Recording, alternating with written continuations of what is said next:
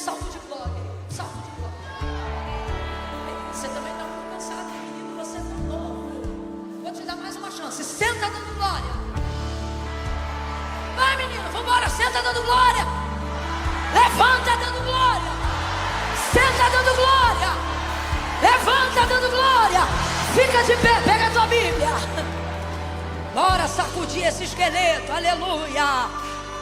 Aleluia. Traz um café expresso lá pra mim, por favor. Tu vai trazer mesmo? Do curtinho bem forte, graxa, tinta. Ô glória. Vai ser café. Eu também, menina, ainda bem que eu vim. Foi o Senhor que trouxe. Foi o Senhor quem nos trouxe. Mais vale um dia nos seus átrios do que 1000 em qualquer outra parte. É melhor estar às portas da tua casa do que habitar nas tendas da impiedade. Não há lugar melhor para estarmos do que o lugar aonde a presença de Deus se manifesta. Oh, lugar certo, hora certa, fazendo a coisa certa. Quem entende essa verdade diz o que a irmã disse. Diga, ainda bem que eu vim. Foi o Senhor quem nos trouxe. Glória a Deus. Evangelho do Senhor Jesus, segundo escreveu João, capítulo de número 9. Vamos ao texto. Aleluia! Glória! Você sabe que eu sei que tem crente pentecostal no culto por causa disso. Quando a gente vê um crente dando glória, a gente se sente na obrigação de reagir dizendo aleluia. E se a gente ouvir ele falando aleluia, a gente já reage dizendo glória a Deus. Glória a Deus. Evangelho de Jesus, segundo escreveu João, capítulo de número 9. Gente, Deus confiou ao meu coração uma palavra muito, eu vou chamar de saudação nessa noite. Hoje eu vou trazer uma saudação. Porque foi muito objetiva essa mensagem. Você sabe, se você está vindo pelo culto, ouça pela primeira vez. Tem alguém aqui pela primeira vez com a gente hoje? Primeira, rapaz, glória a Deus. Glória a Deus. Quantos aqui não são de Alphaville? Levantem a mão. Gente, que é isso? Dos que vieram a primeira vez, que não são. Isso. Maravilha, que bênção ter vocês hoje aqui. Essa igreja glorifica a Deus pela sua vida. Glorifique a Deus pela vida dos irmãos que vieram nos visitar. Sois bem-vindos. Então, para você que está aqui a primeira vez, o culto ouça, ele tem uma liturgia com 2 porções bíblicas. E hoje não será diferente. Nós ainda teremos mais uma porção bíblica. Após mim virá um que é maior do que eu. Do qual, esse aí eu sou digna sim. Mas, sob a minha responsabilidade, Deus me confiou uma palavra que eu estou até com um riso preso aqui, ó. Porque você vai achar engraçado. Eu estava ali pedindo a Deus uma confirmação. E aí ele falou para mim a palavra de ordem. Eu sempre libero uma palavra de ordem, gatilho, né, de fácil acesso na sua mente, para você ouvir a mensagem e não esquecer mais daquela palavra. E aí eu disse, Senhor, dentro desse texto, qual é a palavra? Porque eu amo esse texto, eu tenho algumas mensagens nesse texto, mas hoje Deus me mostrou de uma forma que eu ainda não tinha visto. E há uma palavra de ordem nesse texto para essa noite. Verso 1 em diante do capítulo 9 de João diz assim: quando Jesus ia passando, viu um homem cego de nascença. E os discípulos de Jesus lhe perguntaram, Rabi, quem pecou? Ele ou os pais dele para que ele nascesse cego? Jesus respondeu, nem ele pecou, nem os seus pais. Mas isto aconteceu para que se manifestem nele as obras de Deus. Devemos fazer as obras daquele que me enviou enquanto é dia. A noite vem quando ninguém, Deus te abençoe, quando ninguém pode trabalhar. Enquanto estou no mundo, sou a luz do mundo. Tendo dito isto, cuspiu na terra, fez lodo, em outras versões, fez lama com a saliva e aplicou nos olhos do cego. E disse, vai, lava-te. Vai, lava-te. Diga, lava-te. Diga de novo, lava-te. Isso aqui é Jesus falando para aquele homem que estava sendo curado: vai e lava-te. Lava-te no tanque de Siloé, que significa o enviado. E o cego foi, lavou-se. E o cego foi, lavou-se. Diga, completa para mim, por favor, gente. Ele foi e voltou vendo. Isso. Parece até que tu anda vendo isso todo dia. Então os seus vizinhos e os que antes o tinham visto mendigar perguntavam: não é este o que ficava assentado pedindo esmolas? E alguns diziam que era ele, outros diziam: parece com ele, mas ele mesmo dizia: sou eu. Diga amém por essa palavra. Agora, qual é a palavra que Deus confiou ao meu coração, que eu quero te pedir para liberar essa palavra de ordem ainda antes de você tomar seu assento? Quando eu disser 3, eu já estou rindo de nervoso. Quando eu disser 3, você vai olhar assim, vai ser libertador essa palavra, tá? Quando eu disser 3, você vai olhar para o seu vizinho e vai dizer assim: vá se lavar. É o que você vai dizer para ele hoje. Quando eu disser 3, você vai dizer: vai se lavar. É 1, é 2, é 3, pode falar. Vai se lavar. Vai se lavar. Senta dando glória a Deus, porque você acredita, porque você crê. Aleluia, aleluia. Eita glória. Gente, eu nunca fiz isso aqui, mas hoje é necessário, para eu não chamar Jesus de Genésio. É necessário. Não aconselho, não acho que isso seja comum, que deva fazer. Deixa eu esconder aqui.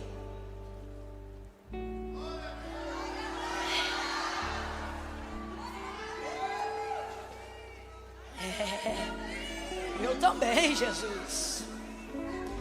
A maioria de nós que estamos aqui nessa noite já conhecemos essa palavra, mas tem alguém que não conhece esse texto que a gente acabou de fazer menção, no capítulo 9?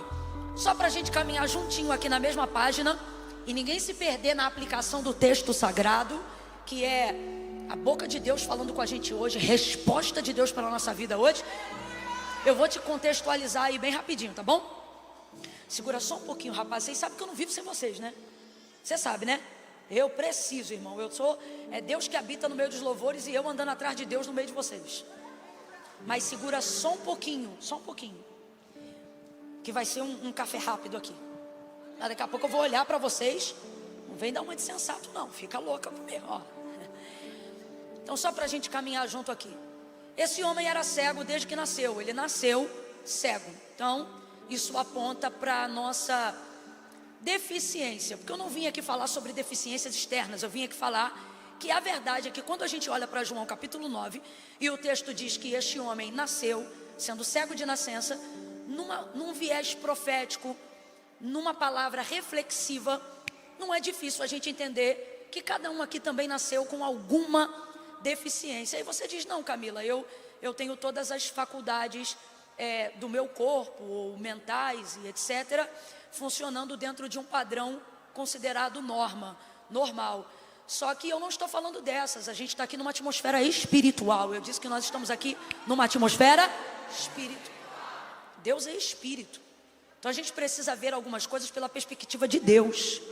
O próprio Jesus, falando, por exemplo, acerca de uma categoria de deficiência, ele vai dizer assim: olha, não são surdos os que não ouvem, mas os que ouvindo não recebem no coração.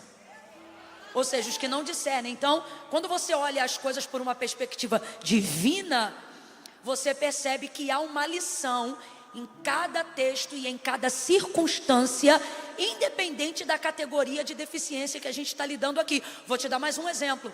Você vai ver, por exemplo, Davi dizendo: em pecado fui gerado e em pecado me concebeu a minha mãe.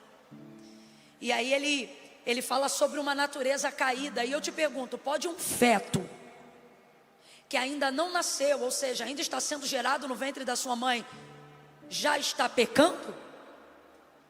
Na prática do pecado, obviamente que não. Mas o que ele está falando? O texto aponta para a sua natureza caída, para a carne, para o pecador ou miserável homem que habita em cada um de nós. E assim sucessivamente. Então, a verdade é que nós já nascemos por causa da queda do homem no mundo, com algumas deficiências que nos atrapalham ao longo do caminho.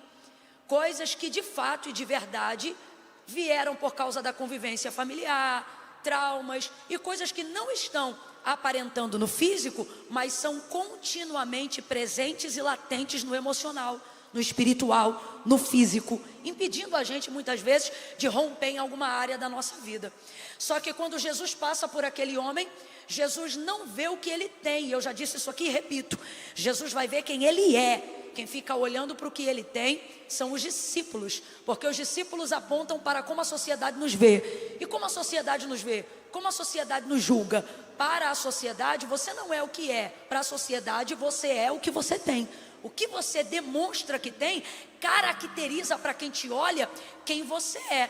Se eu vejo uma moça toda com uniforme dentro do avião, eu vou entender que ela é uma comissária de bordo, pelo cap dela, pelo uniforme dela. Se eu vejo um homem trajado de maneira ataviada, carregando um livro de capa preta embaixo do braço, naturalmente eu olho e penso, olha, eu acho que é um crente indo para a igreja. Se eu vejo uma mulher com um salto alto, um vestido bem exuberante, com certo brilho, um penteado elevado, uma maquiagem mais expressiva, tá óbvio que essa mulher está indo para uma celebração, ela é uma convidada de honra em alguma coisa. Então veja, a sociedade é assim, nós somos apontados e categorizados por aquilo que nós temos. Você vê alguém arrastando um chinelo, com uma canela meio russa, um cabelo um pouco desgrenhado, sabe, embaraçado, esqueci a palavra. Você olha e você pensa, é alguém que está em alguma condição de vulnerabilidade social. Em contrapartida, você vê alguém com um carro 0 do ano, um tênis maneiro, uma bolsa de grife, alguma coisa, você pensa, ó, aquele cara ali já tem uma condição diferente. Isso é visão social. Eu não estou dizendo que é certo nem errado, só estou te falando como é que funciona. Então os discípulos, eles demonstram e apontam para a maneira como a sociedade olha as pessoas que Jesus tem em vista. E aí a gente vai ver se cumprindo na vida desse homem aquilo que também se cumpriu na vida de Davi, quando Deus o escolheu para ser rei de Israel, ainda na casa de seu pai Jessé. Quando Samuel, profeta do Senhor, é enviado a Jessé, o texto vai dizer que ele coloca seus filhos ali, mas Davi não está entre eles. E Samuel, é elevado pela referência que ele tem de Saul, o primeiro rei de Israel, um homem forte, um homem proeminente, um homem que tem um aspecto de realeza. O texto diz que acerca das características físicas de Saul, do ombro para cima, ele sobressaía qualquer homem no meio do arraial, de tão alto e de um porte tão elevado que ele tinha. Aí quando ele vê os filhos de Jessé na mesma categoria, ele olha para um deles que tem essa tipologia, essa característica física que Saul tinha, e na hora, sobre referência do que ele já está acostumado, ele pensa, certamente está diante de mim um ungido do Senhor. E aí a voz do Senhor vai bradar no coração de Samuel e vai dizer, não te atentes para a aparência, porque eu, o Senhor, não vejo como vê o homem vê o exterior, mas eu, o Senhor, conheço os corações. Então os discípulos, quando olham para aquele homem, só conseguem ver o que ele tem. Completa aí para mim, por favor. Quando eles olham para aquele homem, só conseguem ver o que ele, só que olha como João vai escrever na perspectiva de Cristo. Quando Jesus ia passando, viu um homem. Os discípulos só veem um cego, mas Jesus vê um homem. Eles só conseguem identificar a deficiência que ele tem, mas Jesus consegue ver o homem por trás das circunstâncias. Essa é a visão de Cristo. Essa é a visão do Evangelho. Que visão é essa, Camila? Você não é o que você tem, mas você terá por causa de quem você é. Quem você é, sua identidade deve estar em prioridade. E é para ela que Jesus está olhando, para a formação do seu caráter. Então Jesus vai passando, enquanto todo mundo vê apenas um cego, ou um homem vivendo numa situação que naquela época lhe era permitida pela lei se tornar um pedinte. Por que que isso era necessário? Porque um homem na condição dele não podia ser contratado para o trabalho. E eu acho maravilhoso, porque quando a gente fala de inclusão, o Evangelho entra nisso também, Jesus entra nisso também, como aquele que compreendia que um homem não podia ser limitado pelas suas limitações, desde que este homem compreendesse a obra da salvação. E aí, Jesus vai passando pelo homem, os discípulos então começam a fazer a pergunta: Rabi, quem pecou? Porque eles acham que aquilo é um karma, eles acham que aquilo é a consequência de alguma coisa que fizeram antes do nascimento dele. E aí eles começam a ter esses questionamentos nada a ver. Rabi, quem pecou? Ele ou os pais, para que ele nascesse cego? E aí Jesus vai dizer: nem ele nem os pais, mas isto aconteceu para que se manifeste nele a obra daquele que me enviou. Convém a gente trabalhar, ou seja, fazer a obra daquele que me enviou enquanto é dia, porque a noite vem, quando ninguém pode trabalhar. Mas enquanto eu estou no mundo, eu sou a luz do mundo. Disse isso e ó, cuspiu no chão. Gente, eu fico imaginando de verdade a condição do cego ouvindo a conversa e daqui a pouco ouvindo.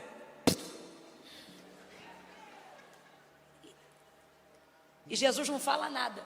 Eu só imagino aquela laminha morna.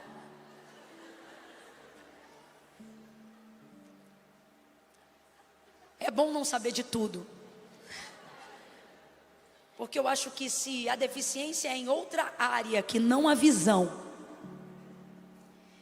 e Jesus faz uma lama com cuspe para colocar em cima de uma ferida, por exemplo, se fosse eu não posso falar dos outros, vou falar de mim. Um homem parou, cuspiu, fez lama, jogou em mim, meu irmão,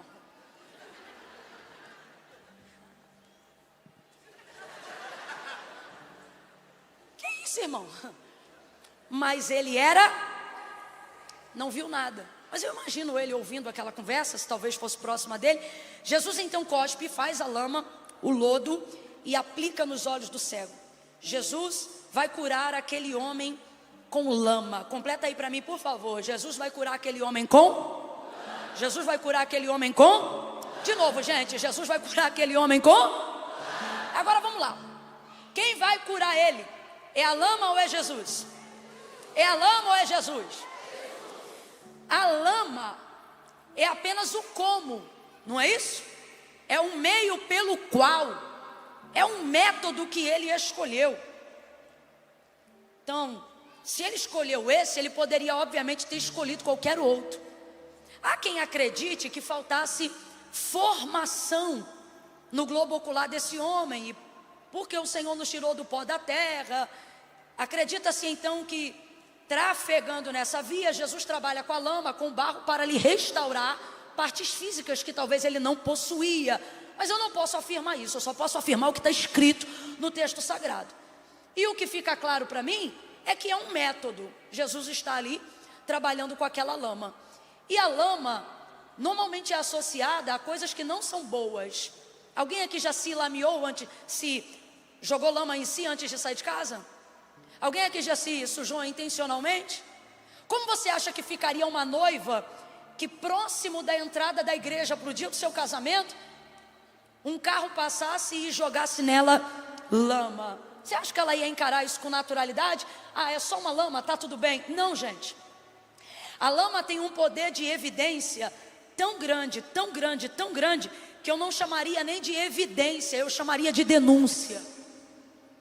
A lama tem um poder de trazer a atenção a ela, de colocar em detrimento tudo que está ao redor dela, tão grande, que não importa mais o entorno.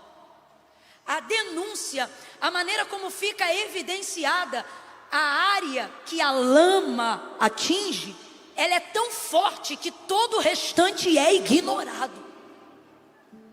Se você for lameado nas suas vestes ou na sua reputação, dificilmente alguém vai se lembrar de algo que já foi limpo na tua vida. Só vão falar da lama. A lama tem essa característica, e isso traz sobre nós nesta noite uma reflexão. Por que lama? Porque ela traz esse poder revelador de denúncia, de vulnerabilidade. Eu vou falar rasgado que é para todo mundo entender. de exposição. Aquele homem fica vulnerável, aquele homem fica exposto. E sabe o que eu sinto de Deus de dizer a essa igreja nessa noite? Existem momentos da nossa vida que, para que alcancemos uma visão clara do propósito de Deus, para que sejamos transicionados de uma área de pedintes para uma área de homens e mulheres dignos dentro da sociedade, precisaremos ficar expostos por situações que nos atrapalhavam de levar essa vida temporariamente. É complicado o que eu vou dizer, mas eu preciso dizer. Eu sinto que neste ano ainda, Jesus vai passar em revista a nossa vida. E toda área que está impedindo o nosso crescimento, toda área que está impedindo o nosso romper, toda área que está impedindo o seu entendimento da vontade de Deus na tua vida, do chamado de Deus na sua vida, toda área que está te impedindo de ter clareza, toda área que está te impedindo de ter passos claros e seguros que apontam para o teu futuro. Durante 40 anos esse homem era cego, mas a partir do momento que Jesus entra na vida dele, ele começa a enxergar. Mas antes dele ver que está enxergando, Jesus traz evidência sobre a área da sua deficiência. Jesus expõe a área da sua deficiência. É temporário, mas é ruim. É temporário, mas é desconfortável. É desconfortável, mas é necessário. Por quê? Porque às vezes é melhor doer como nunca para não doer nunca mais. Às vezes é melhor ficar exposto por um tempo para não ter mais que andar escondido. Às vezes é melhor por um pouco de tempo ficar vulnerável, ter que confessar alguma coisa, cumprir uma disciplina, pagar com uma obrigação, responder quem sabe até um processo. Mas Deus está dizendo: a lama é temporária, a cura é permanente. A lama é só um método, é só um processo. Eu queria ter uma palavra diferente para entregar nessa noite, mas eu preciso ser fiel àquilo que Deus me confiou para esta semana. E assim te diz o Senhor: eu vou te colocar num processo, mas vou ser contigo na transição desse processo. Eu vou fazer uma parte e vou te capacitar para fazer a outra. Jesus joga lama, quem está entendendo diga amém. Jesus joga lama, está entendendo mesmo? Quem está entendendo diga eu aqui. Jesus joga lama. Gente, vamos falar a verdade, vamos sair da parte romântica, da visão do milagre, da perspectiva do milagre. É esquisito. Comigo ia ser um problema. É lama, não é óleo, não é água, é lama. E a misturinha não foi com água, foi com cuspe. Foi com? Não vem de nojinho não, vamos junto. Foi com? Mas veja que não é sobre ser com cuspe, é sobre ter saído da boca de Jesus. Não há nada, não há método nenhum aqui nessa terra que possa superar algo que no método seja produzido dentro da boca do Senhor. Não, você não entendeu, senão você tinha dado pelo menos uns 5 glória a Deus e uns 9 aleluia. Jesus está dizendo: não tema o processo, não rejeite o meu como na sua vida, ou seja, a maneira como eu vou fazer, a maneira como eu vou entrar, a maneira como por esse... Eu não sei se você está entendendo, mas essa mensagem é profética. Eu não estou com um sermãozinho pronto, bonito ali não, irmão. Eu estou debaixo de o espírito da profecia bíblica. E o que o Senhor está dizendo é: muita gente vai olhar para o que você vai passar por esses dias e vai dizer assim: mas eu não conheço esse trabalhar. Ah, mas isso aí não faz sentido. Ah, mas eu não acho isso comum. Ah, mas eu não não acha isso normal. E não é mesmo. Mas como que você vai saber que é um trabalhar de Deus? Por causa dessa quarta-feira você vai se lembrar dessa palavra. E você vai dizer assim: é a palavra que Jesus liberou. O que isso significa? Que o meu processo, independente do como, independente da vulnerabilidade, independente do nojinho, independente do quão incomum ele será, uma certeza eu terei por garantida. Qual? Não tem problema. Por quê? Porque ele saiu da boca de Jesus. Jesus falou, Jesus disse, veio dele. Eu vou repetir, veio dele, veio dele. Deus me manda dizer: esse como vem de mim. Este processo você fica, não adianta essa semana, quando algumas coisas começarem a acontecer, você dizer: está repreendido em nome de Jesus, está queimado. Jesus está me mandando dizer: não é obra do diabo. Você vai lembrar que é obra minha. É o meu como. Eu vou evidenciar aquilo que não pode mais te paralisar, e vai sair da minha boca. Me ajude a pregar nessa noite. Olha para os 2 ou 3 aí e diga: se vem da boca de Jesus. Me ajude, vamos, diga: se vem. Vamos, se vem da boca dele. Pode receber. Pode receber. Pode receber. Porque a saliva dele é mais potável do que qualquer água cristalina. Aquilo que sai da boca de Jesus é mais limpo do que qualquer fonte. Ele é a fonte de água viva que jorra para a vida eterna.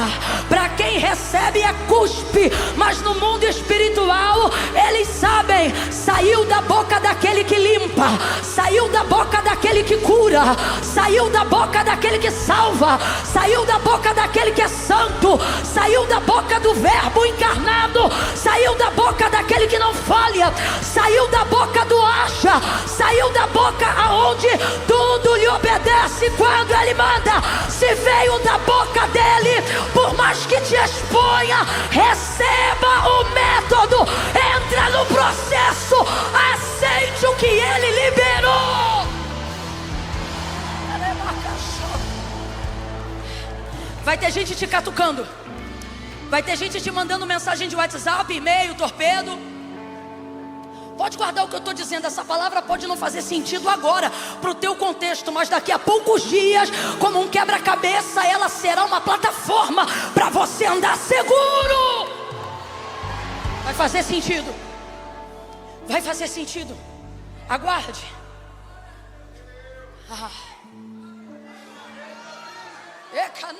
Sobre a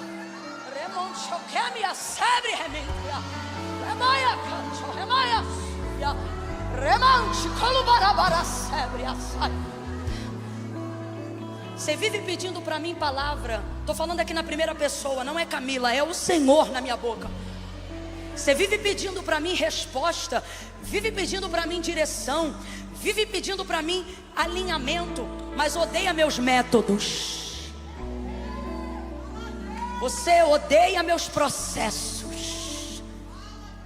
Você quer que eu haja, mas quer me dizer como eu tenho que agir. Você quer que eu haja, mas quer me dizer por onde eu tenho que vir. Você quer que eu haja debaixo dos seus métodos, mas poderia o barro dizer ao oleiro: porque fazes assim? Assim sois vós na minha mão, ó casa de Israel. Como o vaso não pode dizer ao oleiro: porque trabalhas assim? É assim que vocês são na minha mão. E assim me manda dizer o Senhor: do mesmo jeito que eu mexo no barro, eu mexo na tua deficiência. Do mesmo jeito que eu mexo no barro, eu transiciono a sua vida. Do mesmo jeito que a minha criação não pode contender comigo, você não pode mais resistir aos meus métodos. Aceite. Veio da boca do haja. Isso que no momento te deixa desconfortável. Eu estou falando de cuspe, tá? A comparação aqui é essa. Quem está ligado comigo, diga amém. Quem está entendendo isso aqui, diga eu. É disso que eu estou falando, irmão. Se eu pego o cuspe agora e coloco em você, aonde você vai ficar confortável? Aonde você vai ficar bem? Como é que você vai continuar esse culto aqui com tranquilidade? Só que não é sobre ser cuspe, é sobre de onde ele veio. Se veio da boca dele todo incômodo, é suportável, é maravilhoso, é necessário.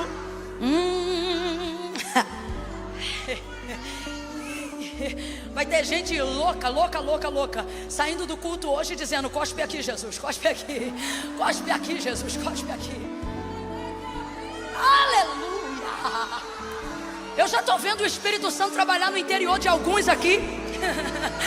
Gente que estava resistente ao método e agora já está dizendo: pode trabalhar como tu queres, Jesus. Quer tocar, toca. Quer expor, expõe. Quer amassar, amassa. Quer espremer, espreme. O que eu quero é transicionar. Há uma palavra de ordem nessa noite e a palavra é transição. Eu vou te transicionar. Agora, tem que aguentar o desconforto, tem que aguentar o método, tem que aceitar o como. Se não aceita, o culto acabou para você aqui agora, porque tem que aceitar. E eu percebo que esse homem acolhe essa lama. Ele acolhe essa lama. Só que isso não significa que é agradável, nem significa que é confortável. E o próprio Jesus tem consciência disso, na condição daquele ser humano. Ele diz assim para o cego, para o homem: olha como é que a sociedade não presta. Ele diz assim para aquele homem: agora vai e lava-te no tanque de Siloé, que foi a palavra que a gente abriu aqui, né? Qual foi a palavra? Mas qual foi a palavra que eu pedi você para dizer? Foi isso que eu pedi você para dizer? Esse ali mora lá em casa, não é possível. É dessa maneira: vai se lavar. Foi lava-te, porque a gente está falando de muitos anos atrás. Hoje seria: vai se lavar. Por que vai se lavar? A gente só lava o que, gente? Não tem medo não, é o método, é isso mesmo. Depois que expõe, começou, termina.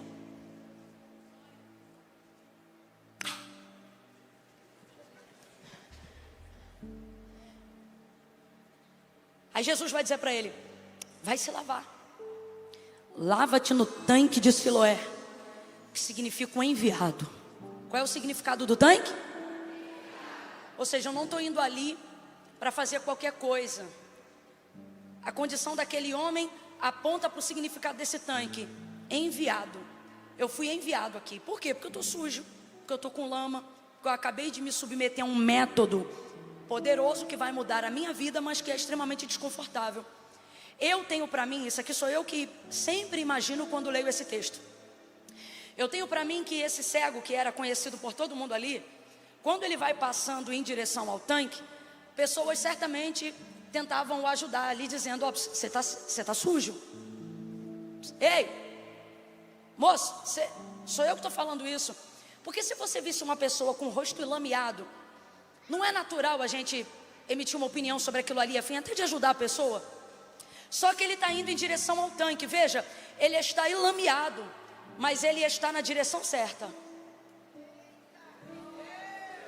Jesus jogou a lama, mas também deu a...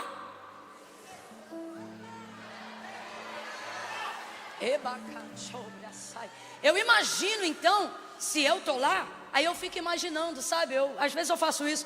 Eu fico imaginando eu na cena dizendo assim para o homem: ô irmão, tá sujo aí. E aí eu imagino o irmão dizendo para mim: fica tranquilo, porque quem jogou a lama também me disse aonde que lava. Deus está precavendo.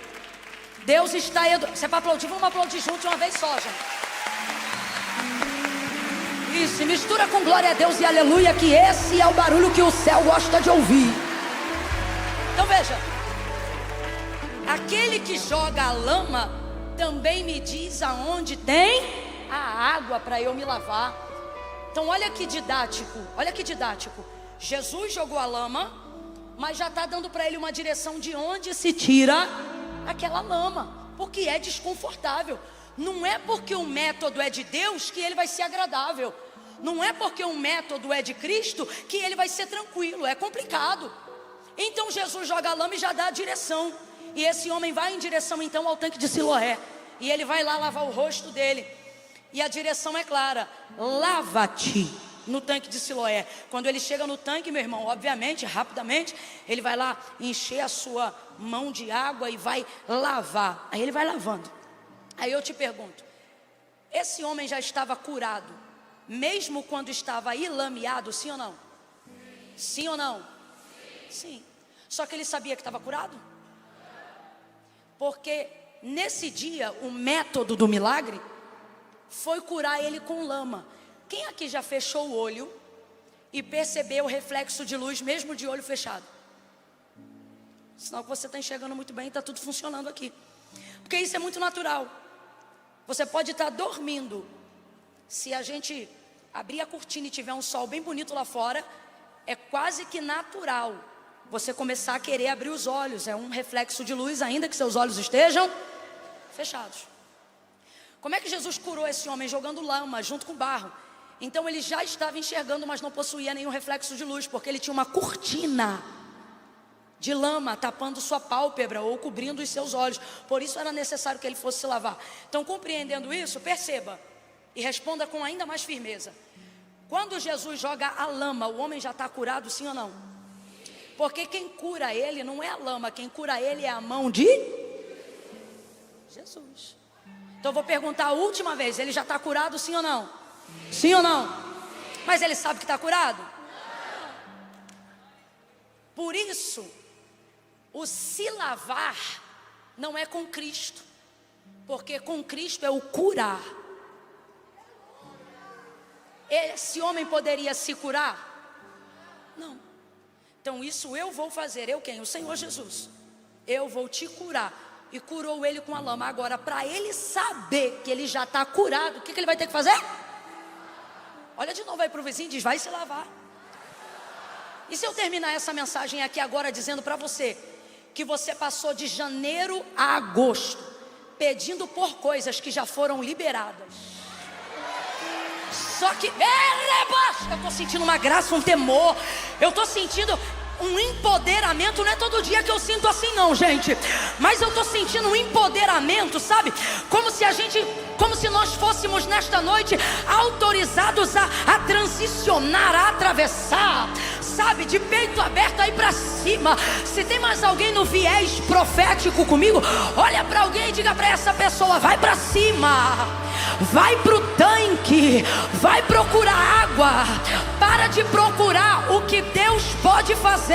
Por que, Camila? Porque e se eu te disser que nesta noite Ele está me mandando dizer, eu já fiz minha parte. Se você se lavar, se você fizer a sua, se você for para cima, se você for obediente à direção que eu já te entreguei, você não vai ver eu fazer, você vai ver o que eu já fiz.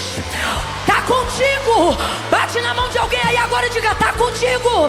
Tua cura tá contigo, tua empresa tá contigo, teu CNPJ tá contigo, teu milagre tá contigo. Eu estou autorizado a dizer isso aqui. O que você está procurando não está no céu, já está na terra. É tudo que dois de vós ligardes na terra, é tudo que dois de vós ligardes na terra será ligado no céu. Jesus te trouxe hoje aqui para dizer, se você fizer sua parte, você vai descobrir que eu já fiz a minha. Bate na mão de alguém e diga, tá feito, tá feito, tá feito. Quem pode ver pelos olhos da fé aquilo que o meu Deus já fez, não é o que Ele vai fazer, é aquilo que Ele já fez. Bata na mão de alguém e diga, tá feito, tá feito.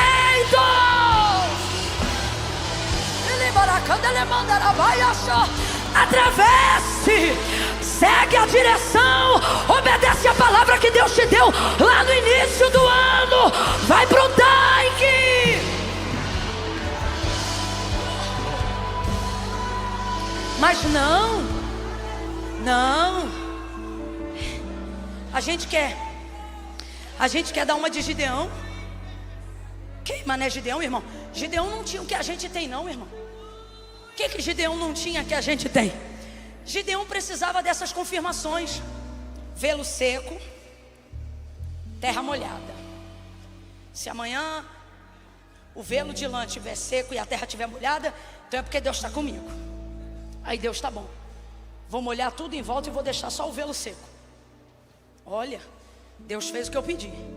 Então agora, para eu ter certeza, eu quero vê-lo molhado e em volta tudo seco. Ele fazendo prova com Deus, pedindo sinal.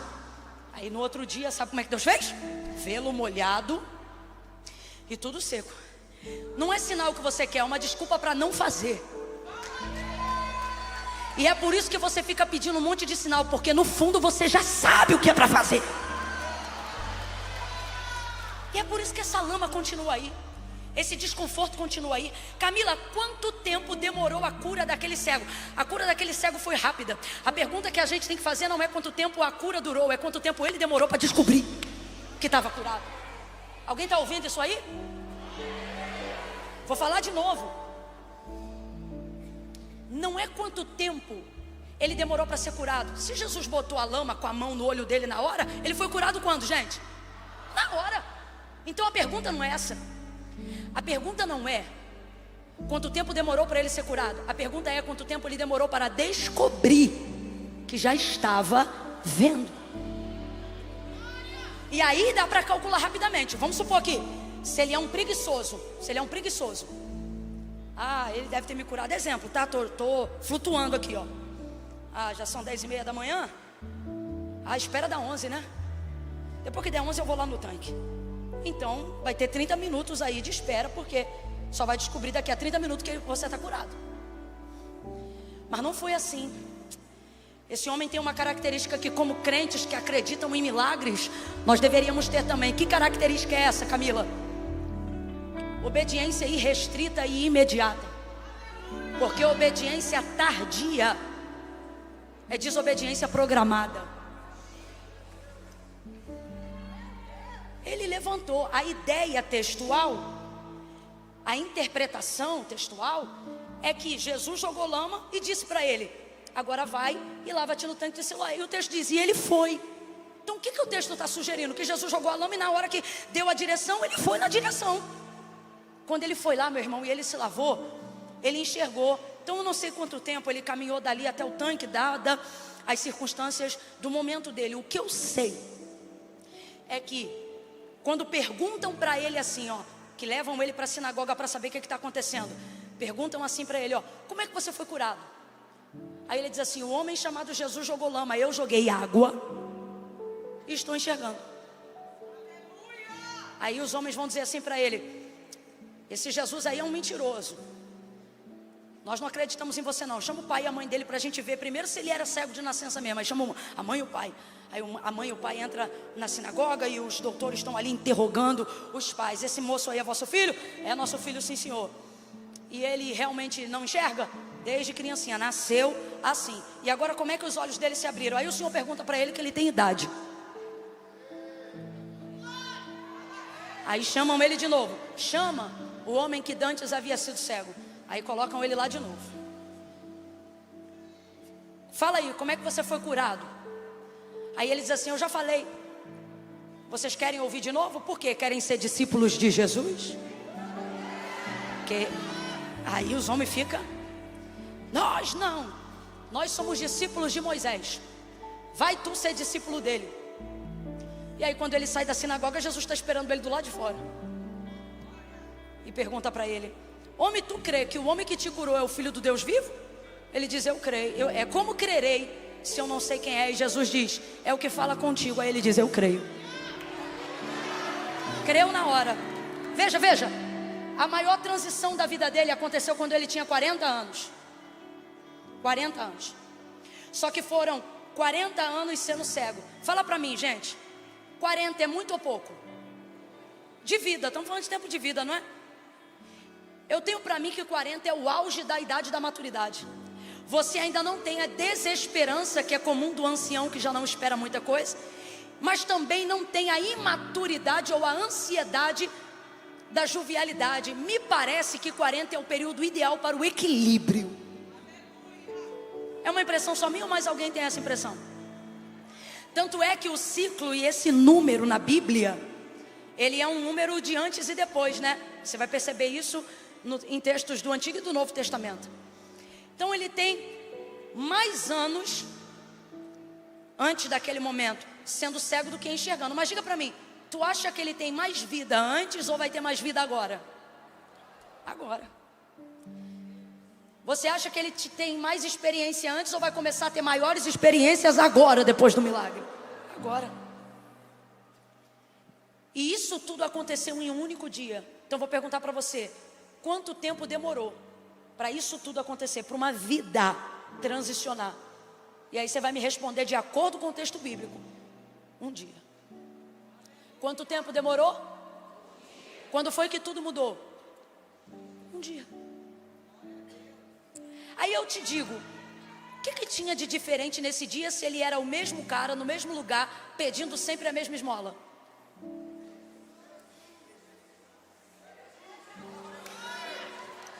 Nesse dia, não era onde ele estava, mas era quem passou por ele. E agora eu pergunto à igreja, quem passou por ele? Quem passou por ele? Mesmo lugar, mesmas pessoas, mesma esmola, mesma deficiência, mas agora está passando um homem diferente. E este homem vai olhar para ele e vai dar para ele uma chance. Qual a chance? De viver um milagre, aonde será temporariamente incômodo, inconveniente, mas vai trazer um antes e depois na vida dele, porque ele vai obedecer a palavra na hora. Ele vai na direção que Jesus mandou na hora. Ele não vai se lavar no outro dia, ele vai se lavar hoje. Um homem desse é um homem que entende que está diante de uma oportunidade de mudar a vida em um dia. Eu vou liberar essa palavra profética. Quem vem comigo, levanta a mão direita o mais alto que você puder. Eu vou fazer melhor. Fica de pé num salto de glória agora, se você crê. Eliezer, amigo, chega aqui mais perto, por favor. Quando eu terminar de liberar essa palavra, libere o refrão de uma canção que o Espírito de Deus te inspirar. Levante a mão direita o mais alto que você puder, igreja. Não levanta de qualquer maneira, só porque eu estou pedindo, não, gente. Crê no Senhor Jesus, será salvo tu e a sua casa. Crede em Deus e nos seus profetas e prosperareis. Eu não vim falar de mim, eu vim falar de Jesus. E Ele me envia nessa noite como profetisa no vosso meio. Creia nisso e você vai prosperar nessa palavra. Levante a mão direita com fé. Coloca a esquerda na mesma altura, vamos. Quando eu disser 3, você vai botar a mão no ombro do vizinho e vai deixar a mão parada no ombro dele. E não fica sem graça não. Deixa a mão no ombro pesar, que é para ele sentir uma imposição profética sobre ele.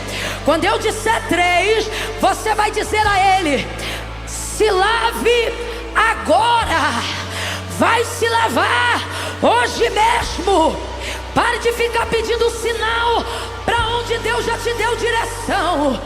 Você vai estender a mão e vai orar com ele.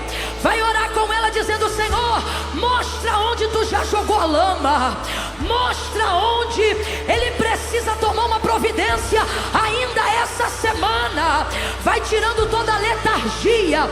Use essas palavras que eu estou liberando em oração agora. Você vai dizer: repreende a letargia, a negligência, a preguiça, a mornidão. Nos dá uma obediência restrita, nos dá uma obediência imediata. Vai repreendendo a paralisia, vai repreendendo, Senhor. Eu não quero ver em dezembro aquilo que tu já me deu desde janeiro. É hoje mesmo, é a partir dessa semana. Quando eu disser 3, bota a mão no ombro do vizinho e diga: vá se lavar. É 1, é 2, é 3. Bota a mão e diga: se lave, se lave. Ore com ele, ore com ele, ore com ele. O Deus que faz o cego ver está passando por aqui, está passando por aqui. O Deus que faz o surdo ouvir silencia o medo em mim, silencia o medo em mim. Se eu creio em ti,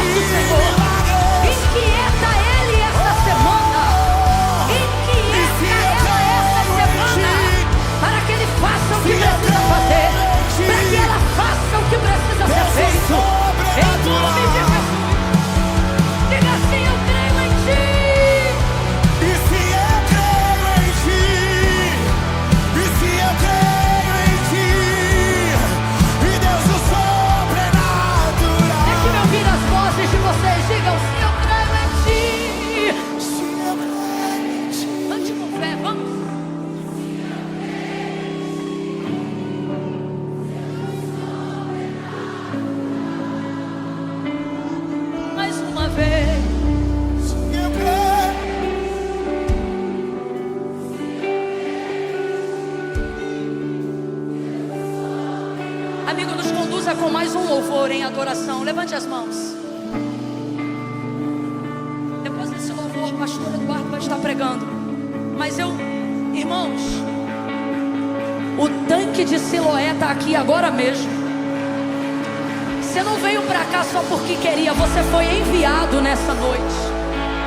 Se lave, peça ao Senhor: eu quero viver uma semana diferente de todas que eu já vivi nesses meus últimos anos. Vamos, ore, ore, ore agora.